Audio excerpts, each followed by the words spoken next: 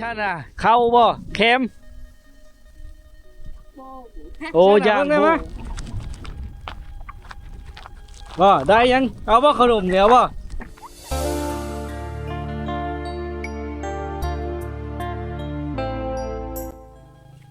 ครับทักทายสบายดี FC ทุกคนนะวิดีโอนี้เฮาก็มาอยู่ที่หมู่บ้าน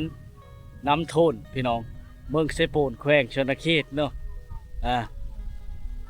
มาเที่ยวชมภาพบรรยากาศแล้วก็วิถีชาวบ้านภายในบ้านเขาเจ้านะทักทายยามเที่ยงพี่น้อง12 โมงถึงบ่ายโมงเนาะใกล้แต่มื้อนี้ก็เป็นอากาศดีมันแดดพี่น้องแต่ก็ลมเนาะมีลมแดดแต่อากาศนี่บ่ร้อนปานใดนะธรรมดาพี่น้องนะนี่แหละหมู่บ้านแห่งนี้ก็คือว่ามีภูเขาอ้อมล้อมนะอ้อมล้อมด้วยภูเขาอ้อมธรรมชาติที่สวยงามพี่น้องเนาะภาพบรรยากาศพอจุแลไปใช้ไปเล่นบ่ได้ขึ้นหาแคมบ่มันเนี่ยหรือว่าลงมาแหละพักรถก่อนมันฮ้อนอาจจะเข้าจุดชุมเจงตู้พุ่นเล่าพาลูกเล่าไปเฮือนพี่น้องเลยบรรยากาศใช้สวยหมู่บ้านนี่ก็ตั้งอยู่ในขุนเขาเนาะภูเขาอ้อมล้อมพี่น้องภาพไปเลยภาพธรรมชาติที่สวยงามเลยช่วงลายหมู่บ้านเขตนี้นี่หาอยู่หากินแบบธรรมชาติพี่น้องขึ้นภูเขาเนาะไปหาเข็มฤดูกาลเข็มช่วงนี่นี่ภูมิลำเนาตั้งแบบธรรมชาติอ้อมล้อมงามพี่น้องนี่เนาะหมู่บ้านนี้ก็มีไฟฟ้าเลยนะพี่น้องแต่ขึ้นหลังยังบ่ได้เขตยังบ่ได้ไฟฟ้าสวนพักข้าเจ้าเนี่ยปลูกอยู่ง่ายกินง่ายเนาะถ้าเฮาได้ตะนางเนี่ยมันก็สะดวกสบายพี่น้องปลูกผักปลูกหญ้าบ่มีตลาดตะลี่บ่มีการขายอย่างต่างๆเนาะขึ้นมาที่ข้างนี้จะมี2 หลังนึงได้พี่น้องเนาะเฮิรนข้าเจ้าในบางเฮิรนก็ยังตามเข้าเนาะบางเฮิรนก็ได้คงสีน้อยแล้วนี่แหละธรรมชาติบรรยากาศภายในบ้านข้าเจ้าได้ย่ามชายๆแบบนี้จะบ่ค่อยมีไผอยู่เฮิรนเนื่องจากว่าเขาเจ้าขึ้นไปกุยเอาเข็มพี่น้องเส้นทางที่เฮาแนมเห็นนี่จะไปจุดชุมพบังนะใกล้จะฮอดจุดชุมพบังแล้วพี่น้องเนาะครับพี่ก็ไปบ้านพ้นให้เมืองเซโปนเข้ามาเดินทางแต่เช้า6-7 โมงเช้าจนฮอดพุ่นแหละมาฮอดพี่ก็จุด12 โมงหาบ่ายโมงแล้วพี่น้องเนาะในบรรยากาศลมมื้อนี้ก็ลมพี่น้องเนาะแต่อากาศบ่ร้อนเด้พี่น้องธรรมดาช่วงนึงนี่อากาศหนาวฝนพอไอ้เคนี่เนาะเข้ามานี่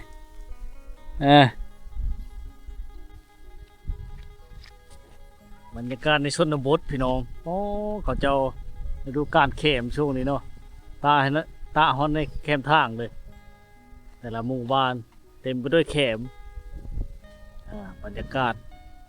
ล่มเลยนะถึงจะแดดก็ยังเป็นล่มหนาวอยู่เนาะ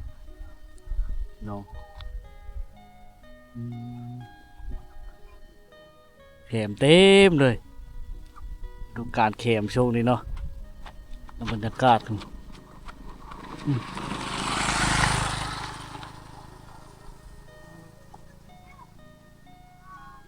ไอ้ก็ว่างริมทางนะอากาศเนี่ยพอดีพองามเลยบ่ร้อนบ่หนาวพอดีได้เขามาเขตนี้เลยพี่น้องอากาศนี่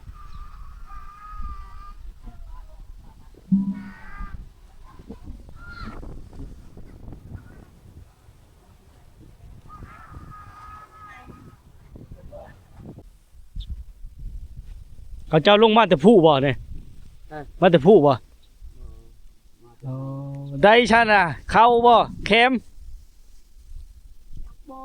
โอ้ยางโบงพี่น้องเดาพิษเลยโอ้ขึ้นมาเราได้เข็มยางโบงเราขึ้นไปท่าเอายางโบงเลยลงมากบ่น่ะโอ้เบะมาแต่สวนพุ่นเลยเนาะ โ พื่อสิฮอดพี่น้องเอ้ยอืมอ่ะนี่ได้ผู้ย่าผู้ยิ่งพระเจ้าเนี่ยบ่ได้อยู่เลยพี่น้องไปเลยหาอยู่หากินประธรรมชาติเนาะหลายหลายหลังคาบ่บ้านเฮานี่ฮอดบ่ลอย เงินเนี่ย เออ ป้า 60ป่ายเนาะพระนั้นพระนี้เนาะชนเผ่าบ่รู้บ่นี่ชนเผ่าเราถึงบ่ เออ ชนเผ่าเราถึงเนาะแต่เว้าภาษาลาวเฮาได้เรื่องเนาะหมู่บ้านนี่ก็จะมีโรงเรียนประถมพี่น้องเนาะมีครูสอนเด้นี่แต่มื้อนี้เป็นมื้อพักราชการวันอาทิตย์พี่น้องเนาะในยามสายๆเขาเจ้ากำลังตะเข็มตะแบบสบายได้หลังจากเอาลูกมาแต่ให้แต่สวนหรือว่าภูเขาเนาะยายแถวเดินบ้านเลยพี่น้องมาเขตนี้จะเห็นนะแถวเมืองเชยปูนนี่จะเห็นเขาเจ้าตะเข็มนี่ก็ว่าคู่บ้านเนาะหรือว่าอย่างโบ่งฤดูกาลนี่โอ้เขาเจ้าดุมั่นขยันนะพี่น้องเด็กในชนบทเนาะโอ้ต้องได้พริกมานี่อีกนี่เนาะใช่แล้วมันบ่แห้งคักจักแดดนี่จังสิได้ขายเด้2 มื้อคำมันแดดคำฝนตกเลยก็บ่ได้เลยเนาะต้องตะต่ออีกตอนแรกได้กู้เขาบ่กู้เขากันเนาะยันงัวกินเนาะอะจั่วใครจะเข้าหูภาษาผู้ไทยเยอะพี่น้องเอ้ยมาบ้านนี้เนาะขยันขนาดสาวน้อยเลยได้เวียกได้งานได้ลูกหลานพี่น้องหมูขมุมเนาะโอ้ได้6-4น้อยระยะตามเข้าแล้วบัดนี้เนาะ บางเทิดก็ยังตามเข้าอยู่เลยพี่น้องนี่แหละอาชีพในฤดูแล้งฤดูฝนก็จะบ่มีนี่ฮอดตกเดินสามไปก็จะเมิดไปนะแขมเนี่ยถ้ามันออกดอกพี่น้องจะขายให้พ่อค้าเวียดหรือพ่อค้าอย่างต่างๆที่เขาเจ้าเข้ามาซื้อนะโล13-14 พันนี่แหละนี่คือบรรยากาศภายในบ้านเขาเจ้ายามสวยๆบ่ค่อยมีคนบ่ได้พี่น้องเขาเจ้าขึ้นป้าเนาะง้อมภาพว่าธรรมชาติหมู่บ้านเขาเจ้านี่สวยงามหลายพี่น้องเนาะนี่ฮอดแรงน้ำธรรมชาติไหลผ้ากลางบ้านนี่ป้าบอนเต็มพี่น้องสวนพักเขาเจ้าเนาะปลูกลายก็มันบ่ได้ขายบ่มีตลาดตะลี่ได้เขตนี่ชนบทที่ห่างไกลจากตัวเมือง50 ปลายกิโลนะพี่น้องเพื่อจะมาฮอดพี่เนาะเลิกเยอะไปกายมากายหรือจะมาเที่ยวชมเนาะในหมู่บ้านแห่งนี้ต้องมาได้ดูแลพี่น้องฤดูฝนยันน้ำท่วมทางอย่างต่างๆหลายอะไรอย่างเนาะแล้วก็มันเป็นทางแดงธรรมดาเฮ็ดให้ไปยากมายากทางฤดูฝนฤดูแล้งนี่ก็สะดวกสบายอยู่เงียบสงบดีพี่น้องเนาะชอนแต่วิวภูเขางามพี่น้องมาเขตนี้เนาะได้หมู่บ้านนี้เริ่มได้ห้องน้ำเลยพี่น้องเจ้าเริ่มสร้างห้องน้ำเลยเนาะเป็นหมู่บ้านที่กว้างเนี่ยมันจะมีสายห้วยภาคกลางเนาะและก็สายแม่น้ำเนาะมี60 ปลายหลังคาเลยแหละตามการทักถามจากชาวบ้านพี่น้องหลายคู่หลายคนเงียบสงบเลยยามฉายๆถึงเที่ยงแบบนี้เขาเจ้ากำลังพลิกแคมนะช่วงนึงพี่น้องเพื่อจะเดินมาฮอดบ้านเขาเจ้าก็ใช้เวลาแต่6 โมงเช้าเนาะจนฮอดบ่ายโมงพี่น้อง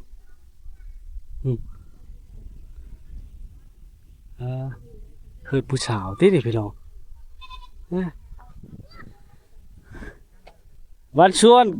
ผู้สาวบนอ้อบ่ได้ผัวเลยบ่ขอท้ายดิเด้อยังโสดโอ้ป๊บ3พี่น้องพอแต่ฮู้ว่ากำมวลอ้อป๊บแล้วโอ้วันชวน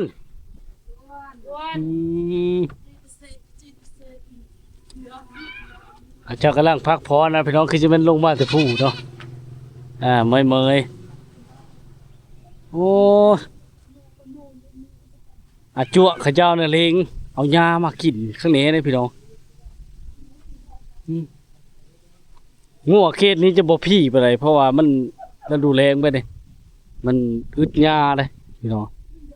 เขาเจ้าบอกชูป้อยเนาะมันกินไปกินแคมเขาเจ้านะนี่น้องเอ้ยผู้ชายก็พบแล้วผู้ชายเลย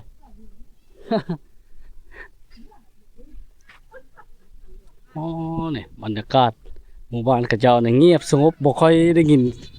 เสียงอีช่างเลยพี่น้องนะอยู่หากินแบบธรรมชาติเนาะพวกทางนั้นก็มาดแบะพืชมาพร้อมได้แบะพืชมาพร้อมพี่น้องหลักๆจะเป็นผู้หญิงกระเจ้าเนาะเฮือนชานล้านแปะกับหมู่บ้านนี่คือว่าง่ายๆแน่นี่นะพี่น้องเลยเนาะ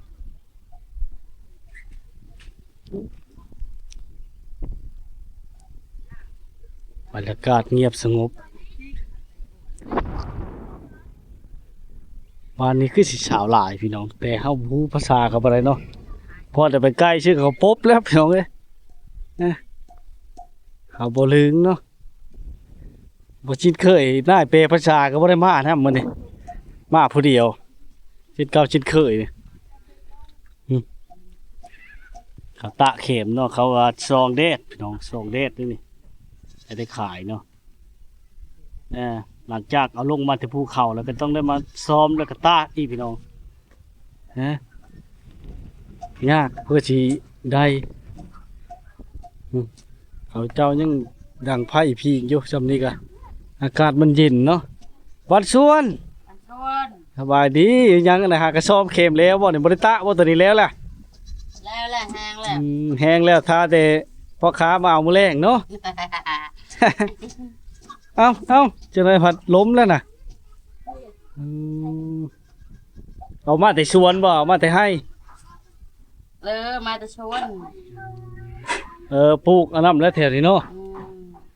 บางคนกับบ่มีก็ขึ้นไปเอาอยู่ผู้ไปเลยเนาะ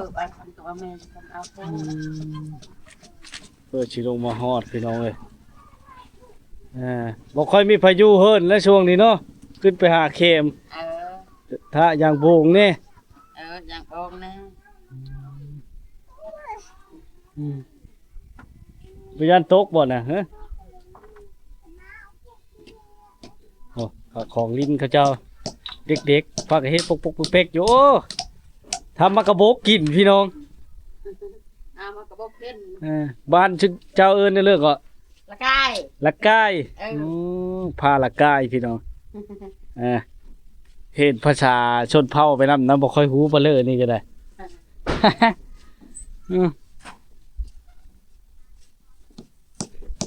แซ่บบ่ละกายน่ะแซ่บบ่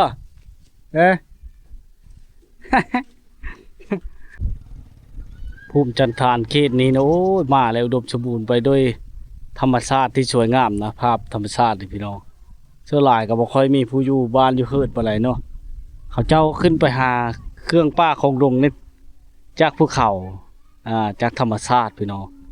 เนาะเพราะว่าสิหาแคมหายางโบงช่วงนี้เนาะอากาศธรรมดาบ่ร้อนเลยพี่น้องถึงมันสิแดดนั่นนี่เนาะก็สะดวกสบายไปมาแล้วติดอกติดใจน้ำธรรมชาตินี่แหละเข้ามาแล้วบ่อยากออกไปพี่น้องออกแล้วก็บ่ค่อยได้เข้ามาเนาะคิดฮอดไปพี่น้องเอ้ยภูเขาอ้อมล้อมต้นคือมันต้นกระบอกเพชรเข้ากับไรเนาะมันเป็นแรงงัวเขาเจ้าได้นะพี่น้องเป็นแรงงัวเขาเจ้าได้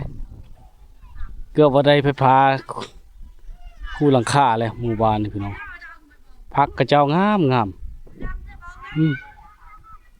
นี่แหละคือบรรยากาศภายในบ้านกระเจ้าเนาะพี่น้องเลยนี่เขาเริ่มสร้างเฮือนไม้แล้วนี่บางที่ก็อาจจะเป็นหานพี่น้องมุ่งโมเดิร์นข้างในขึ้นเรียบร้อยนี่ตั้งเสากำลังเป็นห้างเป็นรูปเป็นห้างหินนี่เขาเจ้าแก่มาแต่พุ่นเลยพี่น้อง เขาเจ้าแก้มาแต่แม่น้ำเลยเนาะสายห้วยมันจะมีหินได้เขตนี่เขาเจ้าขึ้นมาไปแล้วเขาเทนี่เนาะจับระดับได้ละเทพื้นเฮินให้มันแน่นหนาถาวรเนาะโอ้แก้ใช้รถไถนานี่มีรถไถนาคันนี้ได้คืนหลังนี่พี่น้องช่วงหลายก็บ่ค่อยมีพายุเฮิรนนะบรรยากาศชายๆต้องถ้าผู้เลยจะเบิ่งบรรยากาศในการตำเข้าหรืออย่างต่างๆเนาะต้องมามือแรงหรือมือเสาร์พี่น้องมีอยู่หลายขึ้นอยู่อย่างตำเข้าเนาะแบบปูห่านดังเดิมตะกี้เนาะจะเป็นแบบนี้แหละพี่น้องภูมิสถานเขาเจ้าเนาะได้พี่น้องเลยนี่เส้นทางในกลางหมู่บ้านเขาเจ้านี่เป็นทางย่างพี่น้องรถจักรรถไถยังไปบ่ได้เป็นขี้หินเขตนี่ฮะหินจากธรรมชาติเลยนี่พี่น้องเกิดขึ้นจากธรรมชาติเนาะโหไม่เท่านะเราเฮ็ดนะพี่น้องเดี๋ยวเราไปเบิ้งกันเนาะโอ้เรามัดเข็มได้พี่น้องคือจะไม่เล่าลงมาแต่ผู้ไปแหละ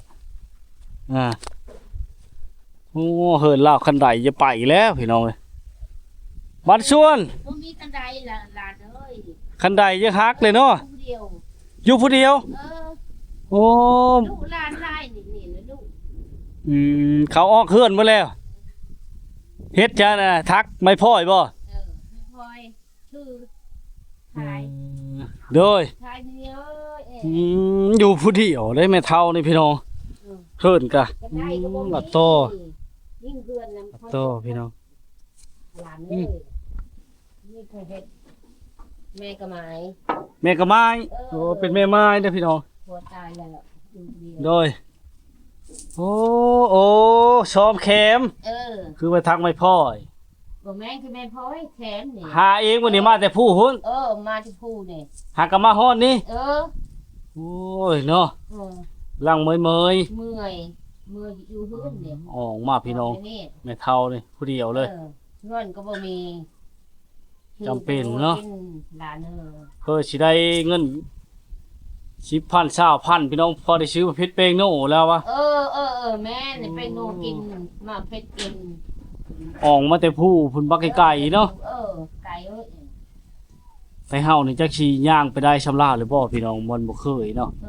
ด้านไปได้เฉยนี่ ไปบ่ได้อยู่ได้นี่ล่ะไปกินคนบูนี่เมื่อยอยู่แล้วไป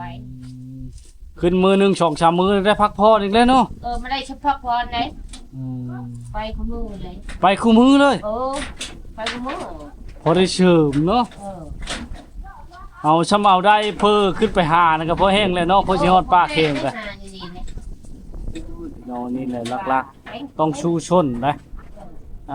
ได้ลูกได้เต้าเขาเจ้าอ้อเฮิรนหมดหมู่บ้านต้องลำบากชูชนผู้เดียวเป็นแม่ไม้ซ้ำหัวตายแล้วเราอะแม่ก็ไม้เขาเอิ้นเนาะสู้ๆเด้อไปเท่าเด้อเป็นกำลังเจอให้นี่ก็บ่มีน่ะช่อยพี่น้องเอ้ยคือเห็นสภาพเฮิรนแล้วก็บ่ได้อยู่ได้แต่บ่มีไฟฟ้าเนาะ ไฟฟ้าก็บ่มี ห้องน้ำก็บ่มี พี่น้องจุดไซผักกระตาดกระเตะอันนี้เอานี่พอบ่ให้ชัดขึ้นนะ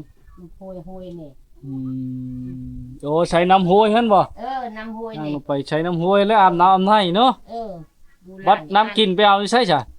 น้ำกินไปเอาใช้งอยเด้อกินไปเอาอยู่ใช้ กักนี่เนี่ย อยู่พุ่นบ่ อยู่พุ่นแน่ เฮ้ยพี่น้องเอ้ยเนาะและพี่น้อง เฮ้ย ไม่เท่าเรา สบายกูเบิ่งนะแน่ลูกนี่ลูกเมื่อลูกนี่ลูกชวัน บัดชวนเอาไปเลยเอาเหล้ามาเฮิมไม่เท่า สิเมื่อชวันแล้ว สิมื้อชวรรค์ แม่มื้ออื่นและเมื่อนี่ โอ้ไปเฮ็ดงานอยู่ชวรรค์บ่ บ่ได้เอาผัวได้เฮือนคอยอยู่พุ่น เอาโผเฮิรนอยู่พุ่น แม่สิเมื่ออื่นนี่แหละ ยังเป็นห่วงแม่เนาะเอาของกินเพิ่มแม่ นี่เป็นห่วงแม่เนาะ โดย ลูกเดียวนี่ ลูกชวันลูกไอ้สิ ได้อยู่ผู้เดียวพี่น้องเอ้ยมาเฮ็ดได้เลยลากกระดิ่งนำแม่เนาะอยู่ผู้เดียวเลยพี่น้องนี่แหละโอ้ตอนเล่าไปเอาเข็มนี่อยู่พุ่นแหละพี่น้อง ต้นหมอกควันที่พี่น้องเห็นนั่นแหละแนมเห็นนั่นแหละ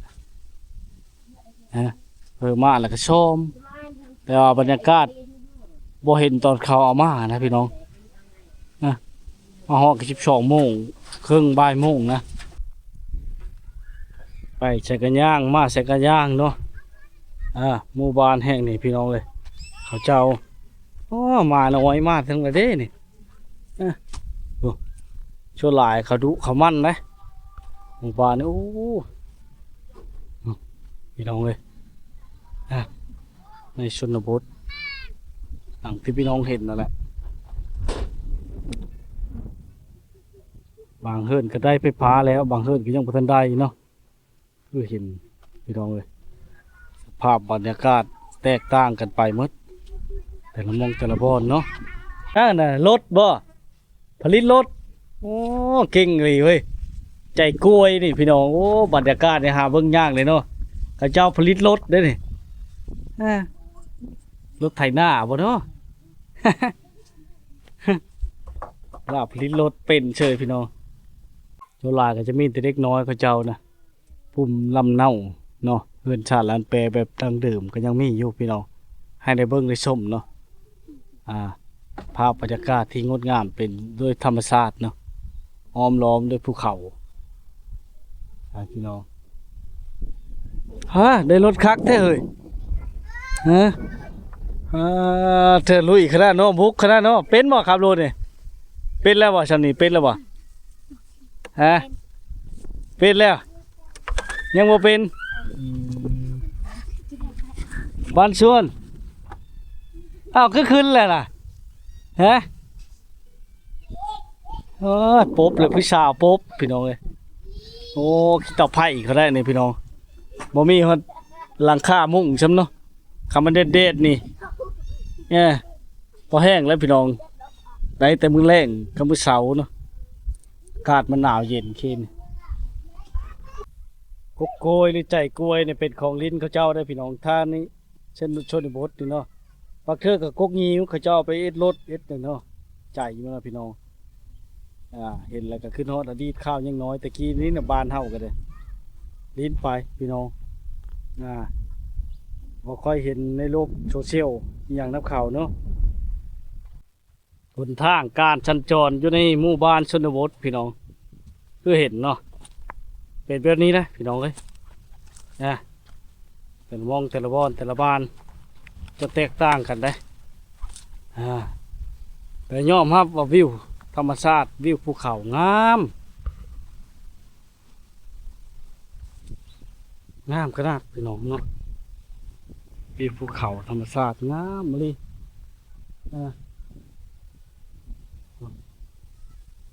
ภูเขาอ้อมล้อมบรรยากาศที่ถือว่าจุดยอดเลยจุดที่คำสิบรรยายเนาะลงเลยคักหลาย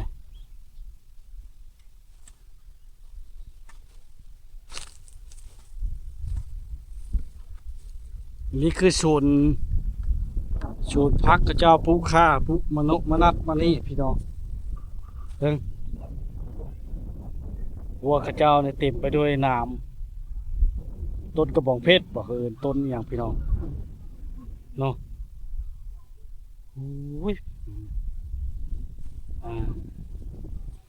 นี่นะคือบรรยากาศภายในบ้านกระเจ้านะ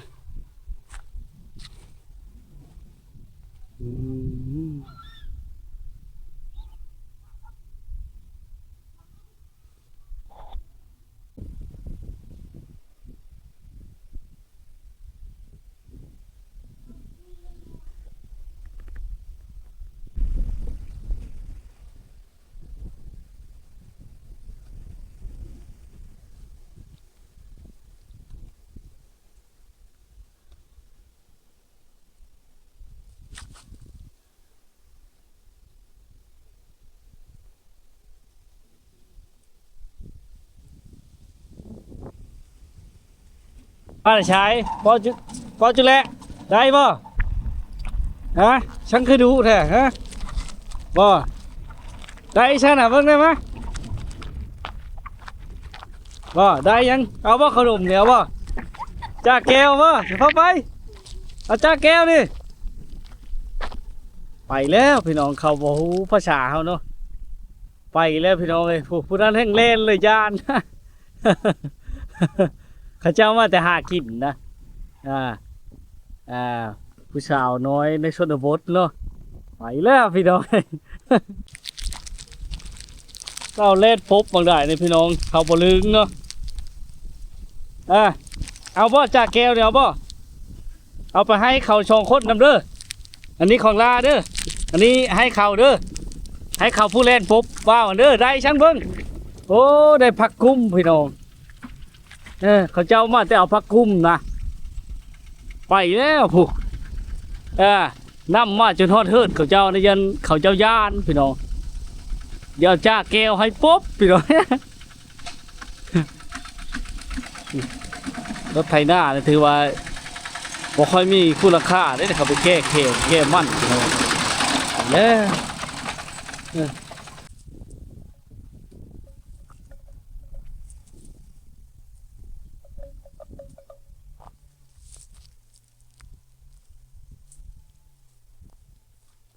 เขตนี้ง่วงควายกันยังหนาวพี่น้องเนาะ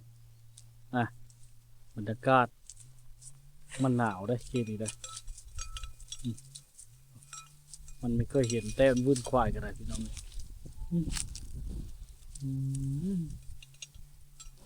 เดี๋ยวบดเดี๋ยวแดดเดี๋ยวหนาวแตกต่างกันเลยพี่น้องเนาะ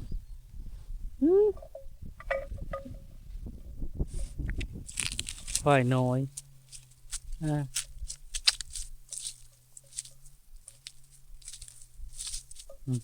ดีทะลุทะเลจนมันไม่เคยเห็นเนาะพี่น้องเนาะควายมันกันหนาวคือกันพี่น้องเลยบอกว่าเขาเอิ้นได้เลยนะควายนะชื่อจำไม่ได้เลยพี่น้อง